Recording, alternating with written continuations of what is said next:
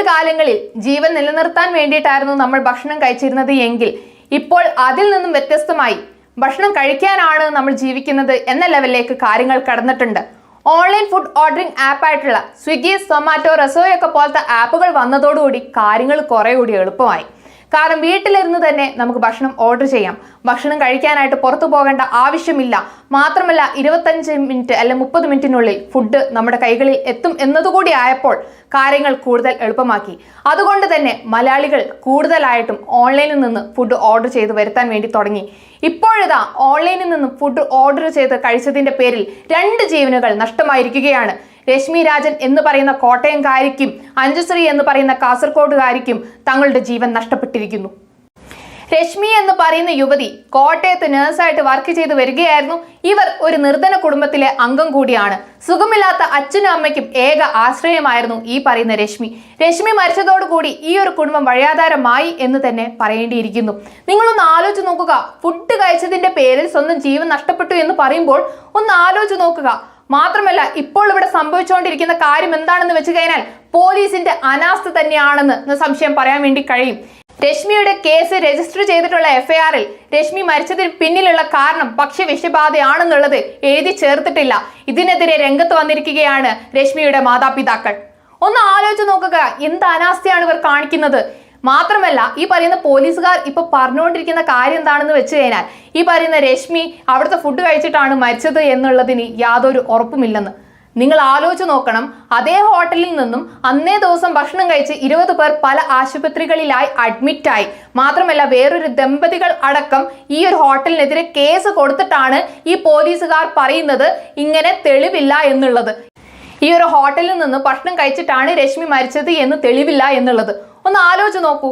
Rashmi food മേടിച്ചത് വേറെ എവിടെ നിന്നുമല്ല, കോട്ടയം സംക്രാന്തി ജംഗ്ഷനിലുള്ള ദ പാർക്ക് എന്ന് പറയുന്ന റെസ്റ്റോറന്റിൽ നിന്നാണ് ഈ പറയുന്ന രശ്മി ഫുഡ് കഴിച്ചിട്ടുള്ളത്. മാത്രമല്ല 2 മാസങ്ങൾക്ക് മുമ്പേ ഈ ഒരു ഹോട്ടൽ പൂട്ടിച്ചതാണ്. മുമ്പും ഈ ഹോട്ടലിനെതിരെ പല പരാതികൾ വന്നിട്ടുണ്ടായിരുന്നു. എന്നിട്ടും വീണ്ടും തുറന്ന് പ്രവർത്തിച്ചിട്ടുണ്ടെങ്കിൽ ഒന്ന് ആലോചിച്ച് നോക്കുക നിങ്ങൾ. അത് നമ്മുടെ നാടിന്റെ പിടിപ്പുകേടല്ലേ.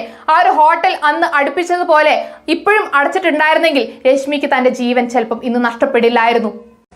രശ്മി മരിച്ചതിന് പിന്നാലെ 6 ദിവസങ്ങൾക്ക് ശേഷം കാസർഗോഡുള്ള അഞ്ജുശ്രീ എന്ന് പറയുന്ന വിദ്യാർത്ഥിനി മരിക്കുകയാണ്. കാരണം ഒന്നേ ഉള്ളൂ, ഭക്ഷ്യവിഷബാധ. കുഴിമന്തി കഴിച്ചതിന് പിന്നാലെയുണ്ടായ ഭക്ഷ്യവിഷബാധയെ തുടർന്നാണ് ഈ പറയുന്ന അഞ്ജുശ്രീ എന്ന് പറയുന്ന ആ ഒരു വിദ്യാർത്ഥിനി മരിച്ചിട്ടുണ്ടായിരുന്നത്. ന്യൂ ഇയർ ആഘോഷത്തിന്റെ ഭാഗമായിട്ട് അൽ റൊമാൻസിയ എന്ന് പറയുന്ന റെസ്റ്റോറന്റിൽ നിന്നും ഫുഡ് ഓർഡർ ചെയ്ത് വരുത്തി അത് കഴിച്ചതിന് ശേഷം അഞ്ജുശ്രീക്കും അഞ്ജുശ്രീയുടെ അമ്മയ്ക്കും ദേഹാസ്വാസ്ഥ്യം ഉണ്ടാവുകയായിരുന്നു. അതിന് പിന്നാലെ അഞ്ജുശ്രീക്ക് കുറച്ച് സീരിയസ് ആവുകയും ഹോസ്പിറ്റലിൽ അഡ്മിറ്റ് ആക്കുകയും മാത്രമല്ല സീരിയസ് ആയതുകൊണ്ട് പിന്നെ മംഗളൂരിലേക്കുള്ള ഹോസ്പിറ്റലിലേക്ക് ഷിഫ്റ്റ് ചെയ്യുകയുമായിരുന്നു. ജീവൻ രക്ഷിക്കാനുമായില്ല. അങ്ങനെ അഞ്ജുശ്രീ മരിക്കുകയാണ്. ഒന്ന് ആലോചിച്ച് നോക്കുക. ഫുഡ് കഴിച്ചതിന് പിന്നാലെ ഒരു ജീവൻ നഷ്ടപ്പെട്ടു, ഇതാ 2ാമത്തെ ജീവൻ നഷ്ടപ്പെട്ടിരിക്കുന്നു.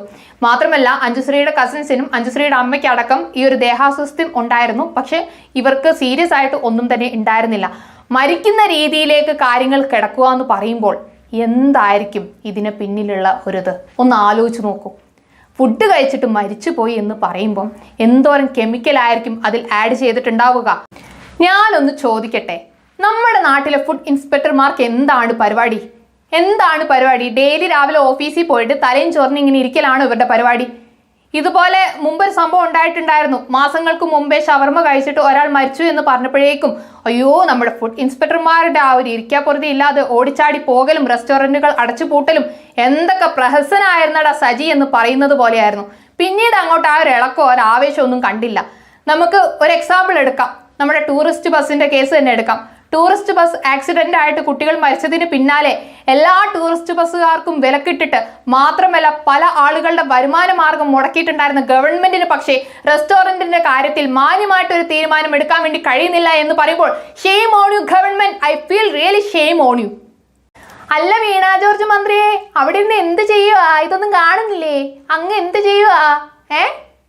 ഓ, വീണ ജോർജ് മന്ത്രിയെ വിളിച്ചങ്ങ് ചോദിച്ചതിനിപ്പോൾ വീണ ജോർജ് മന്ത്രി പറഞ്ഞൊരു കാര്യം എന്താ വെച്ചാൽ ഭക്ഷ്യസുരക്ഷാ വകുപ്പിനോട് പറഞ്ഞിട്ടുണ്ട്, അന്വേഷിക്കാൻ വേണ്ടി പറഞ്ഞിട്ടുണ്ട്, നോക്കാൻ വേണ്ടി പറഞ്ഞിട്ടുണ്ട്.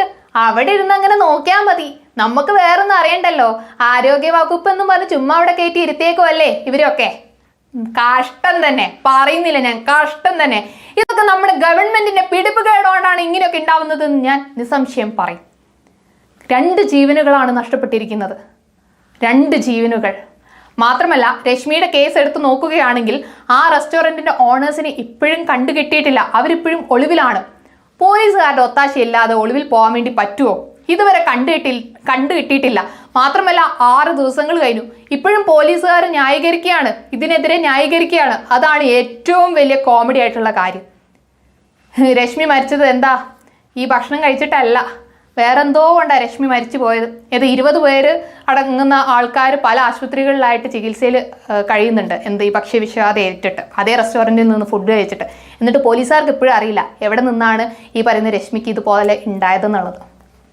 കഷ്ടം തന്നെ. നമ്മുടെ ഫുഡ് ഇൻസ്പെക്ടർമാർക്ക് എന്താണ് പരിപാടി? രാവിലെ ഓഫീസിൽ പോകുന്നു, അവർ വൈകിട്ട് വീട്ടിൽ പോകുന്നു. ഇതുപോലത്തെ ഒരു വകുപ്പിൻ്റെ ആവശ്യം എന്തിനാണ് ഇവിടെ? ഒന്നും നോക്കുന്നില്ലെങ്കിൽ ഇതുപോലത്തെ ഒരു വകുപ്പിന്റെ ആവശ്യം എന്താണ് ഇവിടെ? റെസ്റ്റോറൻറ്റുകൾ പാലിക്കേണ്ട റൂൾസ് ആൻഡ് റെഗുലേഷൻസ് ആണോ കേരളത്തിൽ പാലിക്കുന്നത്? ഒരു ബംഗാളി വരുന്നു, ബംഗാളി വന്നിട്ട് എന്തെങ്കിലുമൊക്കെ ഉണ്ടാക്കുന്നു, അങ്ങ് പോകുന്നു. റെസ്റ്റോറൻറ്റുകാർക്ക് ലാഭമായല്ലോ, ബംഗാളിയെ കൊണ്ടുവന്ന് നിർത്തി പണിയെടുപ്പിച്ച് കഴിഞ്ഞാൽ മതി. മാത്രമല്ല ഇതിൻ്റെയൊക്കെ മേൽനോട്ടം നോക്കാൻ വേണ്ടിയിട്ട് ഒരു ഹെഡിന് നിർത്തേണ്ട പരിപാടി ഉണ്ടല്ലോ, അതൊന്നും ഇവിടെ നടക്കില്ല. പക്ഷേ ഫോറിൻ കൺട്രീസിലൊക്കെ ആയിരുന്നെങ്കിൽ ഉണ്ടല്ലോ, ആ ഹോട്ടൽ പൂട്ടിക്കെട്ടി പിന്നീട് അവർക്ക് ഈ ഹോട്ടൽ ഉടമകൾക്ക് ജീവിക്കാൻ പറ്റാത്ത സാഹചര്യം ആയിപ്പോയനെ. പക്ഷെ നമ്മുടെ നാട്ടിൽ അങ്ങനെയല്ല. കൂടിപ്പോയാൽ ഒരു 2 മാസം, അത് കഴിഞ്ഞ് വീണ്ടും തുറക്കും, എന്നിട്ട് പിന്നെയും പ്രവർത്തിക്കും. അതാണ് നമ്മുടെ ഇവിടുത്തെ റെസ്റ്റോറൻറ്റുകളുടെ കഥ എന്ന് പറയുന്നത്. വളരെ നല്ല കഥ. അതിങ്ങനെ തുടർന്ന് പോയിക്കൊണ്ടേയിരിക്കും. ഒരു റെസ്റ്റോറൻറ്റിൽ നിന്നും ഒരു തവണ ഇതുപോലത്തെ ആക്ടിവിറ്റി കണ്ടു കഴിഞ്ഞാൽ, ഒരു തവണ പൂട്ടിക്കഴിഞ്ഞാൽ അത് നിരന്തരം പൂട്ടിയിരിക്കണം. അതായിരിക്കണം ഓരോ റെസ്റ്റോറൻറ്റ് ഉടമകൾക്കുള്ള പാഠം. അയ്യോ, നമ്മുടെ നാട്ടിൽ എങ്ങനെ നടക്കാനല്ലേ? കൂടിപ്പോയോ 1-2 മാസം അതിനകം റെസ്റ്റോറൻറ്റ് അങ്ങ് ഓപ്പൺ ആക്കും. അതുകൊണ്ട് പുതിയതായിട്ട് വരുന്ന ഉടമകൾക്കും എന്ത് മായം ചേർത്ത് ഭക്ഷണം കൊടുത്തതിനാലും യാതൊരു പ്രോബ്ലം ഇല്ല. കുറച്ച് കൈക്കൂലി എടുത്തങ്ങ് കൈ കൊടുത്താൽ മതിയെന്നേ ഫുഡ് ഇൻസ്പെക്ടർമാർ അവരുടെ വഴിക്ക് അങ്ങ് പോയിക്കോളും എന്നുള്ള ധാരണയാണ്. ഇവിടെ എനിക്ക് പറയാനുള്ളൊരു കാര്യം എന്താണെന്ന് വെച്ച് കഴിഞ്ഞാൽ, ചെക്ക് പോസ്റ്റുകളിൽ നിന്ന് തന്നെ ഐറ്റംസ് വരുമ്പോൾ ചെക്കിംഗ് തുടങ്ങണം. അങ്ങനെ തുടങ്ങിക്കഴിഞ്ഞാൽ ഒരു പരിധി വരെ ഈ പറയുന്ന ഫുഡ് പോയ്സണിങ് ഒഴിവാക്കാൻ വേണ്ടി പറ്റും. പല രീതിയിലുള്ള മായങ്ങൾ ചേർക്കൽ, പല രീതിയിലുള്ള റെസ്റ്റോറൻറ്റിൻ്റെ കള്ളത്തരങ്ങൾ ഒഴിവാക്കാൻ വേണ്ടി പറ്റും. പക്ഷെ അതിനാരും മുന്നിട്ടിറങ്ങുന്നു? അതിന് മുന്നിട്ടിറങ്ങാൻ നമ്മുടെ ഫുഡ് ഓഫീസർമാർക്ക് നേരമില്ല. അവർക്ക് ഇങ്ങനെ ഓഫീസിലിരുന്ന് ഇങ്ങനെ ഫോണിൽ കുത്തി കളിച്ച് അവരുടെ നേരം കളയണം, അതേ ഉള്ളൂ. മാത്രമല്ല ഇതുപോലത്തെ പ്രശ്നങ്ങൾ വന്നപ്പോൾ ഇപ്പോൾ ഇതാ എല്ലാവരും കൂടി ഓടിച്ചാടി നടക്കുന്നുണ്ട്, റെസ്റ്റോറൻറ്റ് പൂട്ടാനായിട്ട് ഓടിച്ചാടി നടക്കുന്നുണ്ട്. എറണാകുളത്ത് എങ്ങാണ്ട് ഇപ്പോൾ 11 റെസ്റ്റോറൻറ്റ് ഇപ്പോൾ പൂട്ടിയിട്ടുണ്ട്. വളരെ നല്ല കാര്യം. ഇപ്പോൾ കുറച്ച് ദിവസങ്ങളായിട്ട് ഈ ഒരു പ്രഹസനം ഉണ്ടാവും കേട്ടോ. അത് കഴിഞ്ഞിട്ട് പിന്നെ പ്രഹസനം ഉണ്ടാവില്ല. ഇവർ ആകെ നോക്കുന്ന ഒരു കാര്യം എന്താണെന്ന് വെച്ച് കഴിഞ്ഞാൽ, ഫുഡ് ചീഞ്ഞ് നാറുന്നുണ്ടോ, അല്ലെങ്കിൽ വൃത്തിഹീനമായിട്ടുള്ള അന്തരീക്ഷമാണോ, അല്ലെങ്കിൽ വേറെ എന്തെങ്കിലും ഫൗൾ സ്മെല്ലോ എന്തെങ്കിലും ഉണ്ടോ എന്ന് മാത്രമേ ഇവർ നോക്കുന്നുള്ളൂ. ഭക്ഷണത്തിൽ മായം ചേർത്തതിൻ്റെ ആ ഒരു ഇത് അവർ നോക്കുന്നില്ല. മാത്രമല്ല ഇവർ ഈ സാമ്പിളുകൾ ചെക്ക് ചെയ്യാൻ വേണ്ടി കൊടുക്കുന്ന സമയത്ത് ഇമീഡിയറ്റ് ആയിട്ട് റിസൾട്ട് വരാത്തതും ഹോട്ടൽ ഉടമകൾക്ക് ഗുണം ചെയ്യുന്നു. ഇവിടെ എനിക്ക് പറയാനുള്ള ഒരു കാര്യം എന്താണെന്ന് വെച്ച് കഴിഞ്ഞാൽ, ഫുഡ് ഇൻസ്പെക്ടർമാർ ചുമ്മാ അവരുടെ സീറ്റിൽ ചൊറിയും കുത്തി ഇരിക്കാതെ അവരുടെ പരിസര ഭാഗത്തുള്ള റെസ്റ്റോറൻറ്റ്സ് നിരന്തരം പോയി ചെക്ക് ചെയ്യണം. പൊതുവെ നമ്മളിപ്പം ഈ ലുലുമാളിലാണെങ്കിലും വേറെ ഏതെങ്കിലും ഒരു ഹോട്ടൽസിലൊക്കെ പോയി കഴിഞ്ഞാൽ, നമ്മൾ ഈ എന്താ പറയുക വാഷ്റൂമിൽ പോയി കഴിഞ്ഞാൽ നമ്മൾ അവിടെ ക്ലീനിങ് ഡേയിൽ ഇങ്ങനെ സൈൻ ചെയ്തിട്ടുള്ള ഒരു ബോർഡ് കാണാറുണ്ട് ഇല്ലേ? അതുപോലെ റെസ്റ്റോറൻറ്റ് ഉടമകളും ഇതുപോലൊരു ബോർഡ് വെക്കണം. അവരുടെ റിസപ്ഷൻ ഏരിയയിൽ ഒരു ബോർഡ് വെക്കണം.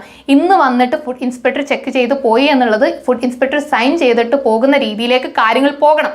അങ്ങനെ പോയി കഴിഞ്ഞാൽ ഒരു രീതിയിലുള്ള കള്ളത്തരങ്ങളും ഈ പറയുന്ന ഫുഡ് ഉടമകളുടെ ഭാഗത്തു നിന്നുണ്ടാവില്ല, റെസ്റ്റോറൻറ്റ് ഉടമകളുടെ ഭാഗത്തു നിന്നുണ്ടാവില്ല.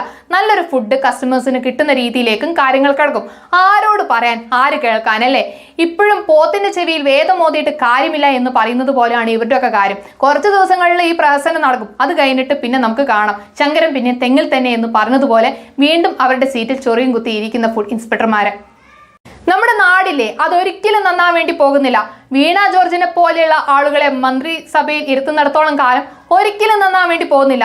അവരോട് ചോദിച്ചു കഴിഞ്ഞാൽ അവർ പറയും, ഓ ഹലോ, ഭക്ഷ്യസുരക്ഷാ വകുപ്പിനെ ഏൽപ്പിച്ചിട്ടുണ്ട് അയ്യോ എന്നും പറഞ്ഞ് അവരവരുടെ ചാരു കസേരയിൽ ഇങ്ങ് നീണ്ടു നിവർന്നിരിക്കും. അല്ലാതെ നേരിട്ട് പോയി അന്വേഷിക്കാനുള്ള മനസ്സില്ല. 2 മരണങ്ങളാണ് 6 ദിവസങ്ങൾക്കിടയിൽ നടന്നത്. പല ആളുകൾക്ക് ഫുഡ് പോയ്സൺ സംഭവിച്ചു. എന്നിട്ട് പോലും കസാരയിൽ ഇരുന്നിട്ട് ഭക്ഷ്യസുരക്ഷാ വകുപ്പിനോട് അന്വേഷിക്കാൻ പറഞ്ഞു എന്ന് പറയാതെ നേരിട്ട് പോയി ഒന്ന് ഇറങ്ങി ചെല്ലാൻ മന്ത്രിക്ക് അങ്ങ് കഴിയുന്നില്ല. കഷ്ടം തന്നെ. നമ്മുടെ നാട് നന്നാൻ വേണ്ടി പോകുന്നില്ല. എന്തായാലും നിങ്ങളുടെ അഭിപ്രായങ്ങൾ രേഖപ്പെടുത്തുക. ഇത്രയും പറഞ്ഞുകൊണ്ട് ഞാൻ എൻ്റെ വീഡിയോ നിർത്തുകയാണ്. എൻ്റെ ചാനൽ ഇതുവരെ സബ്സ്ക്രൈബ് ചെയ്തില്ല, ദയവ് ചെയ്ത് എൻ്റെ ചാനൽ സബ്സ്ക്രൈബ് ചെയ്യാം. ബെൽ ബട്ടൺ ഓൾ അമർത്തി കഴിഞ്ഞാൽ മാത്രമേ എൻ്റെ വരും വീഡിയോ നിങ്ങൾക്ക് കാണാൻ വേണ്ടി കഴിയുള്ളൂ. അപ്പോൾ അടുത്ത വീഡിയോ ആയിട്ട് ഞാൻ വരുന്നത് വരെ ബൈ.